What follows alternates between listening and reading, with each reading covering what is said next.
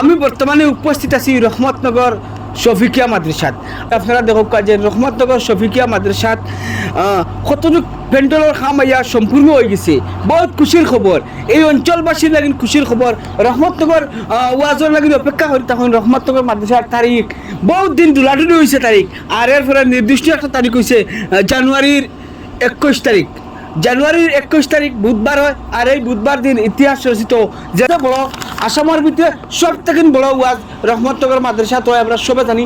আর দোকান দেখানিতে বহুত হয়ে গেছে পাইয়েন। আমরা আপনারা লাগি দেখা যায় যে বহুত ভাই ইনতে দোকান দিবা লাগি আমার লগে যোগাযোগ করছেন মাঝে।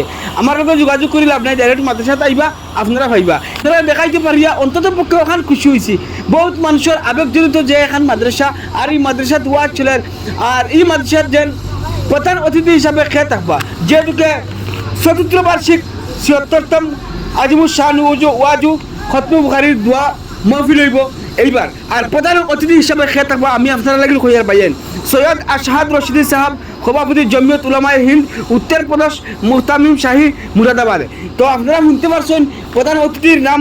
আবার আপনারা কইয়ার সৈয়দ আশহাদ রশিদি সাহাব, সভাপতি জমিয়ত উলামায়ে হিন্দ উত্তর প্রদেশ ও মুহতামিম শাহী মুরাদাবাদর। তো আমরা সবাই শুনছি আজকের ভিডিও দুবাই শেয়ার মারি। রহমতনগর মাদ্রাসার কাম প্রায় কমপ্লিট হয়ে গেছে, সব খুশি হয়ে পাইয়েন। খুশি হয়ে যাওয়ার কথার কারণে বহুত মানুষ আইন ওয়াজর দোকানের মাঠ বেলেগ মাঠ, কিন্তু এই ওয়াজর মাঝে এইবার মাদ্রাসাত কতজন আলিম অকল ফারি করবা, হাফিজ অকল ফারি করবা, আর মাদ্রাসার কতটুকু কাম কাজ আমরা সবাই দেখবো। ইনশাল্লাহ খুশি লাগবো। ভিডিওটা দেখি ভালো লাগে থাকলে একটা শেয়ার মারি, শেয়ারের সামনে নিয়ে পৌঁছে দিবা। আসসালামু আলাইকুম রহমতুল্লাহ।